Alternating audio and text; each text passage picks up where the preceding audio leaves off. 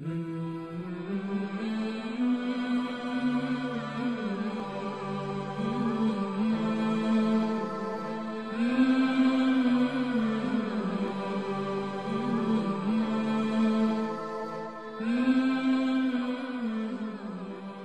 باللہ من الشیطان اللعین الرجیم بسم اللہ الرحمن الرحیم وبہ نستعین وہو خیر الناصر ومعین الحمد للہ رب العالمین باری الخلائق اجمعین الصلاۃ والسلام علی اشرف الانبیاء والمرسلین وآلہ الطیبین الطاہرین المعصومین۔ معزز و محترم ناظرین، انسان اور قرآن کے موضوع پر پروگرامات کا ایک سلسلہ شروع ہے۔ گزشتہ پروگرامات میں ہم نے قرآن مجید سے پہلے آنے والی کتب زبور، توریت اور انجیل کے حوالے سے بات کی، اور جن انبیاء پر یہ کتابیں نازل ہوئیں ان کا اجمالی تذکرہ کیا، اور یہ تذکرہ ایک مقدمے کے طور پر تھا تاکہ ہم قرآن مجید کی طرف اپنے فکری سفر کو آغاز کر سکیں۔ قرآن مجید الہامی کتابوں میں سب سے آخری کتاب اور ایک کامل ترین کتاب، ایک جامع ترین کتاب، اور قیامت تک کے لیے انسانیت کے لیے منشور زندگی ہے۔ قرآن مجید نے زبور و توریت و انجیل کی تمام تعلیمات کو اپنے دامن میں لیا ہوا ہے، اور ارتقاء کے تمام پہلو اس میں موجود ہیں۔ اس میں ہر زمانے کے لیے ہر مشکل کا حل موجود ہے۔ قرآن مجید ایک ایسی کتاب ہے کہ جس پر نازل ہونے سے لے کر آج کے اس لمحے تک مسلسل تعمیری، تحقیقی، تنقیدی، ہمہ قسمی کام ہو رہے ہیں، اور الحمدللہ یہ کتاب اپنے بارے میں دعویٰ کرتی ہے لا ریب فیہ، اس میں کسی قسم کا کوئی شک و شبہ نہیں ہے، اس میں کسی گمراہی کا گزر نہیں ہے، اس میں باطل کسی سمت سے داخل نہیں ہو سکتا۔ یہ محکم ترین اور جامع ترین کتاب ہے، یہ کلام الہی ہے، اللہ نے اسے انسانوں کے لیے نظام زندگی بنا کر بھیجا ہے۔ قرآن دستور زندگی بھی ہے، قرآن سلیقہ زندگی بھی ہے، قرآن مفہوم زندگی بھی ہے، اور قرآن مقصد زندگی بھی ہے۔ ہم نے گزشتہ پروگرام میں بات کی تھی کہ حضرت عیسیٰ کے بعد ایک طویل عرصہ ایسا گزرا کہ کوئی نبی نہیں آیا۔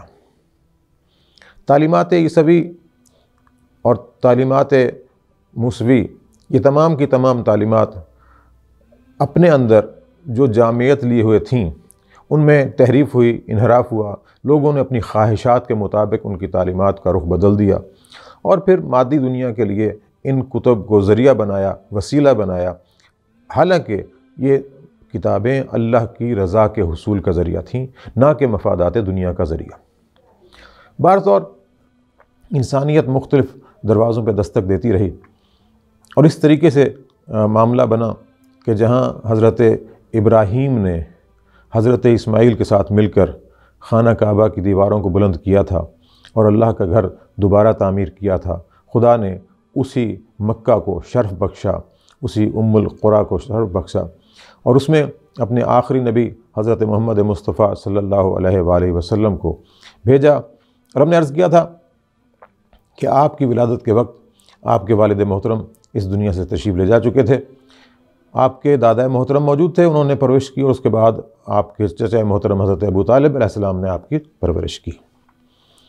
یہاں پر ایک نقطے کی طرف اشارہ کرنا ضروری سمجھتا ہوں کہ رسول خدا صلی اللہ علیہ وآلہ وسلم اپنی زندگی کا بیشتر عرصہ مکہ میں گزارتے ہیں۔ مکہ تجارتی مرکز بھی ہے، تجارتی راہ گزر بھی ہے، اور عبادتی حوالے سے اس وقت جتنے بھی افراد موجود تھے وہ سب کے لیے خانہ کعبہ ایک محترم گھر تھا، اور وہاں حج بھی ادا کیا جاتا تھا۔ یہ الگ بات ہے کہ حج کے مقامات اور حج کے مناسک کس انداز سے ادا ہوتے تھے، یہ ایک الگ بحث ہے، لیکن مکہ بہر صورت ان کے لیے معتبر تھا۔ پیغمبر اکرم صلی اللہ علیہ وآلہ وسلم نے اسی کفر اور شرک کے مرکز مکہ میں آنکھ کھولی، وہیں اپنا لڑکپن گزارا، وہیں اپنا شباب گزارا۔ 40 سال کی عمر تک آپ اسی مکہ کے ماحول میں رہے۔ مکہ کا ماحول جیسے کہ آپ جانتے ہیں کہ بت پرست ماحول تھا، بتوں کو پوجتے تھے، ہر کسی نے اپنے اپنے معیار کے مطابق بت بنا رکھے تھے۔ کوئی امیر ہے سونے کا بت بنا لیا، اس سے کم ہے چاندی کا بت بنا لیا، کسی نے تانبے کا بت بنایا، کسی نے مٹی کا بت بنایا، کسی نے پتھر کا بت بنایا، کسی نے لکڑی کا بت بنایا۔ غرض ہر کسی کا اپنا اپنا خدا تھا، اور کوئی اپنے اپنے خدا کو پوج رہا تھا۔ یا یوں کہیں کہ ہر کسی کی اپنی خواہشات تھیں، اور ہر کسی کا خدا اس کی خواہشات کے مطابق تھا۔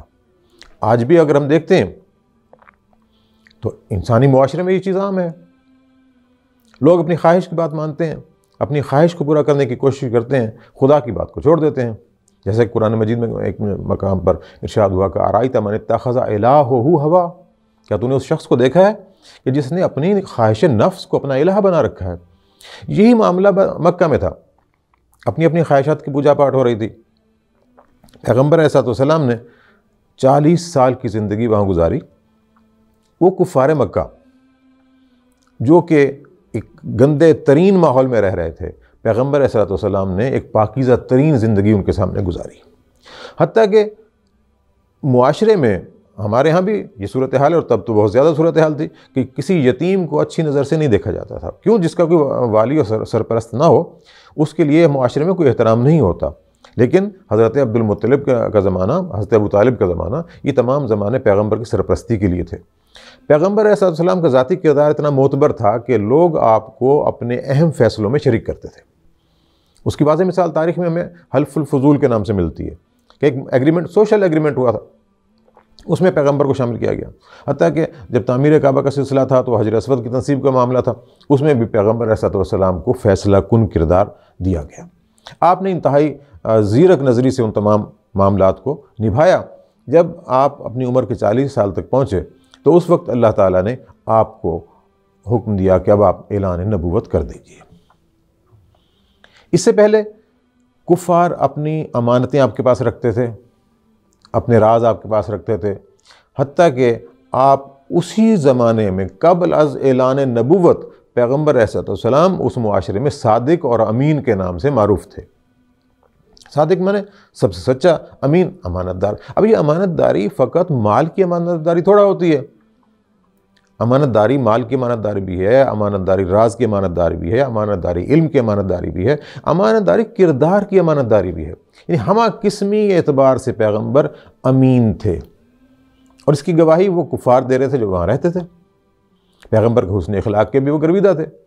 اب پیغمبر علیہ السلام کو جس وقت خدا نے یہ حکم دیا کہ اب آپ اعلان نبوت کر دیجئے، تو پیغمبر علیہ السلام نے ایک بہترین طریقہ اپنایا، اور وہ آج تک طریقہ رائج ہے کہ آپ نے ایک دعوت کا اہتمام کیا۔ مکہ کے معتبر لوگوں کو بلایا اور انہیں کھانے کی دعوت دی، جسے دعوت ذو العشیرہ کے نام سے تاریخ نے یاد کیا ہے۔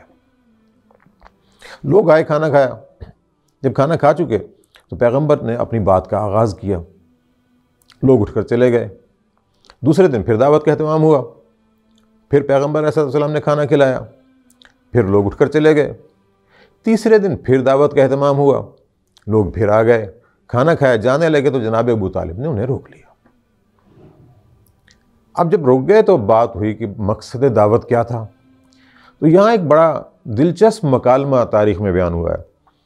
پیغمبر علیہ السلام سوال کرتے ہیں کہ اے گروہ قریش، اگر میں یہ کہوں کہ یہ صفا مروہ، یہ کوہ ابو قبیس، ان پہاڑوں کے پیچھے ایک لشکر ہے جو تم پہ حملہ کرنا چاہتا ہے، تو کیا بات مان لو گے؟ کہا ہم مان لیں گے۔ جا کر دیکھو گے نہیں؟ کہا نہیں، ہم نہیں دیکھیں گے، آپ کو ہم نے صادق اور امین پایا ہے، آپ ہمیشہ سچ بولتے ہیں، آپ کی یہ بات بھی سچی ہے۔ جب آپ نے ان سے اپنے کردار کی گواہی لے لی، اپنے صداقت کی گواہی لے لی کہ آپ بالکل درست بات کرتے ہیں، صحیح بات کرتے ہیں، سچ بولتے ہیں، تو پھر آپ نے فرمایا قولوا لا الہ الا اللہ تفلحوا، لا الہ الا اللہ کہو فلاح پا جاؤ گے۔ اب جو ہی آپ نے یہ دعوت دی قولوا لا الہ الا اللہ تفلحوا، کہ تم فلاح پا جاؤ گے، ایک اللہ کا اقرار کرو۔ اچھا، اب یہ بات سننا تھی۔ وہ تمام افراد اٹھ کر چلے گئے، بات نہیں مانی۔ ایک لمحے کے لیے رک کر سوچتے ہیں کہ ایسا کیوں تھا۔ جملہ تو یہی تھا کہ لا الہ الا اللہ تفلحوا، لا الہ الا اللہ کہو کہ اللہ کے علاوہ کوئی الہ نہیں ہے، فلاح پا جاؤ گے۔ آج ہم برصغیر کے لوگ، پاکستان کے لوگ یہاں بیٹھ کر یہ بات سمجھ لیتے ہیں کہ لا الہ الا اللہ کا مطلب یہ ہے کہ اللہ کے علاوہ کوئی الہ نہیں ہے۔ تو اس وقت ہم یہ دیکھتے ہیں کہ جب اللہ کے علاوہ کوئی الہ نہیں ہے، اس کا اقرار کر لینا بالکل درست بات تھی اور عقل کو بھی تسلیم کرنا پڑتا ہے۔ لیکن وہ کفار مکہ، وہ عرب لوگ جو عربی زبان کے بھی ماہر تھے، عربی ان کے گھر کی زبان تھی، اس کے تمام سیاق و سباق سے واقف تھے، انہوں نے یہ بات تسلیم نہیں کی۔ تو یہ ہمیں سوچنا پڑے گا کہ کیا ایک اللہ کا اقرار کرنا مشکل بات ہے؟ تو ہمیں یہ سیاق و سباق بتاتا ہے کہ نہیں، ایسا نہیں ہے۔ یہ صرف ایک اللہ کا اقرار نہیں کرنا تھا، اس ایک اللہ کے اقرار کرنے سے پہلے باقی تمام الہ جو تھے ان کا انکار کرنا تھا۔ لا الہ الا اللہ، کوئی الہ نہیں ہے مگر اللہ کے سوا، یعنی اللہ ایک الہ ہے، اس کے علاوہ کوئی الہ نہیں ہے، کوئی معبود نہیں ہے، کوئی خدا نہیں ہے، کوئی ہم پر حاکم نہیں ہے، کوئی ہماری خواہشات پر مسلط نہیں ہے، ہم کسی کی بات نہیں مانتے ماں سوائے اللہ کے۔ خدا کا اقرار کرنا مشکل نہیں تھا، باقی الہ کا انکار کرنا مشکل تھا۔ اور وہ لوگ یہ جانتے تھے کہ اگر ہم نے باقی جتنے بھی الہ ہیں ہمارے، ان کا انکار کر دیا تو پھر ہماری وہ اقتدار، ہمارے وہ تمام زندگی کے معاملات جس پر ہم مقتدر ہیں اور ہم نے قبضہ کر رکھا ہے، وہ سب کے سب ہم سے دور ہو جائیں گے۔ لہٰذا انہوں نے انکار کر دیا۔ اب یہ تلخ مرحلہ گزرا۔ پیغمبر علیہ السلام اس وقت ایک اور بات کرتے ہیں کہ تم میں سے ہے کہ جو میری مدد کرے۔ وہاں تاریخ بتاتی ہے کہ امیر المومنین علی بن ابی طالب علیہ السلام نے فرمایا انا یا رسول اللہ، کہ اللہ کے رسول میں ہوں۔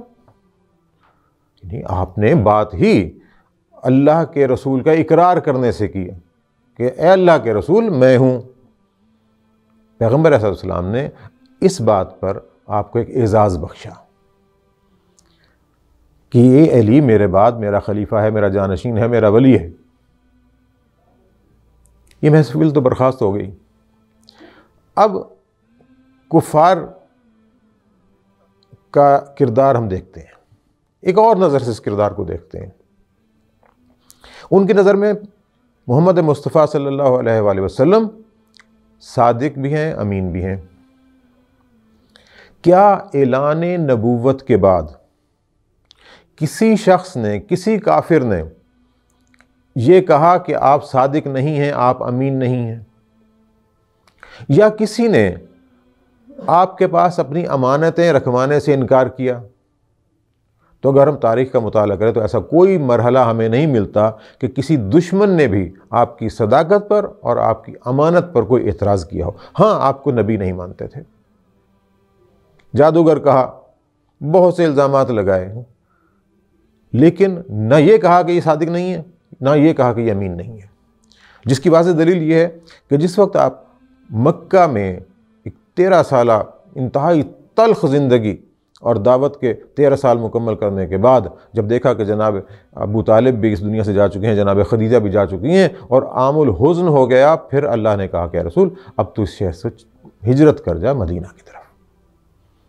جب آپ جانے لگتے ہیں مدینہ ہجرت کے لیے، اپنے بستر پر امیر المومنین علیہ السلام کو سلا کے جاتے ہیں، لیکن انہیں ہدایت کیا دیتے ہیں کہ علی میرے بعد یہ امانتیں ان کے اہل کے سپرد کر کے مدینے آ جانا۔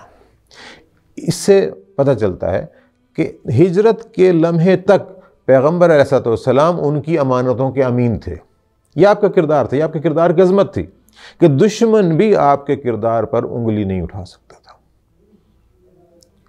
اب یہ کردار ہے حامل قرآن کا کہ جس پر اللہ نے قرآن کو نازل کیا۔ ذات محمد مصطفیٰ صلی اللہ علیہ وآلہ وسلم اسلام کا وہ محور ہے جس کے گرد پورے کا پورا اسلام گھومتا ہے۔ آپ کے کردار کو جس اینگل سے دیکھیں، جس بھی زاویہ نظر سے دیکھیں، کمال نظر آئے گا۔ مطلقاً ذات کمال محمد مصطفیٰ صلی اللہ علیہ وآلہ وسلم کی ذات گرامی ہے۔ قرآن مجید اللہ تعالیٰ نے آپ پر نازل کیا۔ یہ پہلی وحی آئی، اس میں ہم دیکھتے ہیں کہ پہلی وحی کیا آئی تھی؟ اقرأ باسم ربک الذی خلق، کہ پڑھیے اپنے رب کے نام سے جس نے آپ کو خلق کیا۔ اب اسلام کی ابتدا اقرا سے ہوئی، پڑھنا، علم حاصل کرنا، تعلیم حاصل کرنا، تربیت حاصل کرنا۔ وہ دین جو اپنے آغاز میں تعلیم و تربیت کا پیغام لے کر آیا ہے، اس دین کے ماننے والوں کو علم میں بھی کامل ہونا چاہیے، تربیت میں بھی کامل ہونا چاہیے۔ آج جس دور میں ہم گزر رہے ہیں، جہاں ہم زندگی بسر کر رہے ہیں، وہاں تشنگی ہے۔ کس شے کی تشنگی؟ فہم قرآن کی۔ قرآن کا موجود ہونا الگ معاملہ ہے، قرآن کا پڑھنا الگ بات ہے، قرآن کو دیکھنا الگ بات ہے، قرآن پر عمل کرنا الگ بات ہے۔ قرآن پر عمل تب ہوگا جب قرآن کا فہم حاصل ہوگا، قرآن کا فہم تب حاصل ہوگا جب ہم قرآن کو پڑھیں گے۔ یہ تمام مرحلے ہم دیکھیں ہماری معاشرتی زندگی میں نہیں ہیں۔ آج تعلیم برائے معاش ہے، قرآن کے لیے تو نہیں ہے۔ قرآن ہمارا ہادی ہے۔ قرآن مجید از خود اپنے نام میں ایک ایسا معنی لیے ہوئے ہے۔ قرآن کہتے ہیں بار بار پڑھی جانے والی شے، کہ بار بار پڑھا جانا ہی قرآن کہلاتا ہے۔ یہ قرآن مجید جو ہمارے سامنے موجود ہے، ہمارے گھروں میں موجود ہے، آیا ہمارے ہاتھوں میں ہوتا ہے؟ آیا اس کے الفاظ، اس کے مفاہیم، اس کے الفاظ ہماری آنکھوں میں جذب ہوتے ہیں، اس کے مفاہیم ہمارے ذہن میں درک ہوتے ہیں؟ کہ ہمارے ذہن کے کسی گوشے میں قرآن مجید کا ایک خانہ ہے جس میں قرآن مجید کے علوم مرتب کیے ہوئے ہوں؟ یا ہم نے قرآن مجید کو اپنے گھر میں بھی بس سجا کے رکھ دیا؟ اگر قرآن سجانے کے لیے ہوتا تو پھر تو بڑی آسانی تھی۔ ہاں، اگر ہم قرآن مجید کو اپنی زندگی میں قابل عمل کتاب کے طور پر اپنا لیتے تو آج معاشرے میں امن ہوتا، معاشرے میں سکون ہوتا، معاشرے میں عدل ہوتا، معاشرے میں انصاف ہوتا۔ آج دنیا کی بساط کے سامنے آپ نظر کیجئے، جگہ جگہ جنگ و جدال ہے، جگہ جگہ مشکلات ہیں، گھر سے لے کر معاشرے تک کہیں امن و سکون میسر نہیں ہے۔ سبب کیا ہے؟ قرآن سے دوری۔ اقبال نے ایک شعر میں اس کی طرف اشارہ کیا تھا، اگرچہ اشعار بہت سے ہوتے ہیں لیکن اقبال کی طرف اشارہ کرنا بہتر ہے تاکہ ہمارا معاشرہ اس طرف بھی راجع ہو کہ وہ معزز سے زمانے میں مسلمان ہو کر اور ہم خوار ہوئے تارک قرآن ہو کر۔ قرآن کو ترک کرنا، آیا قرآن کی تلاوت ترک کرنا ہے؟ نہیں، ایسا نہیں ہے۔ قرآن پڑھا جا رہا ہے، قرآن سنا جا رہا ہے۔ یہ ہمارے نشریاتی ادارے، یہ ریڈیو یا ٹیلی ویژن، ان پر بھی قرآن مجید پڑھا جاتا ہے اور لوگ سنتے ہیں۔ کیا قرآن کا پڑھنا معاشرے کو بدل دے گا؟ نہیں، ثواب تو دے گا۔ کیا قرآن کا سننا یہ بھی ثواب ہے؟ کیا معاشرے کو بدل دے گا؟ نہیں، معاشرے کو بدلے گا فہم قرآن۔ جب ہم قرآن کو اللہ کا کلام سمجھ کر پڑھیں گے اور اس پر یہ یقین رکھیں گے کہ ہم اپنے مالک کی ہدایات کے تحت زندگی گزار رہے ہیں، اب ہماری زندگی قرآن کے تابع ہے۔ جس وقت ہماری زندگی قرآنی بنے گی، اس وقت معاشرہ مثبت رخ میں سفر کرے گا اور انسان کی منزل نجات ہوگی۔ جب تک قرآن ہماری زندگیوں سے دور رہے گا، ممکن ہی نہیں کہ ہماری زندگی میں سکون ہو، ہمارے معاشرے میں سکون ہو، یا یہ قرۂ ارضی امن کا گہوارہ بنے۔ دعا ہے کہ رب کریم ہم سب کو قرآن مجید پڑھنے، قرآن مجید سمجھنے اور قرآن مجید کے مفاہیم پر عمل کرنے کی توفیق عطا فرمائے۔ وما علینا الا البلاغ۔